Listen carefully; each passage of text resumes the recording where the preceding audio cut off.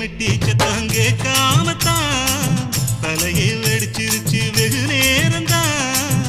வரப்பில் உன்ன பார்த்த மறுவேளதா இடுப்பில் நிற்குதையோ ஏன் சேலதா. காலையிலும் காட்சி உண்டு சாத்தி கடி கதவத்தான் கட்டிலுக்கு கால் வலிச்ச கட்டாந்தர படுக்கதா.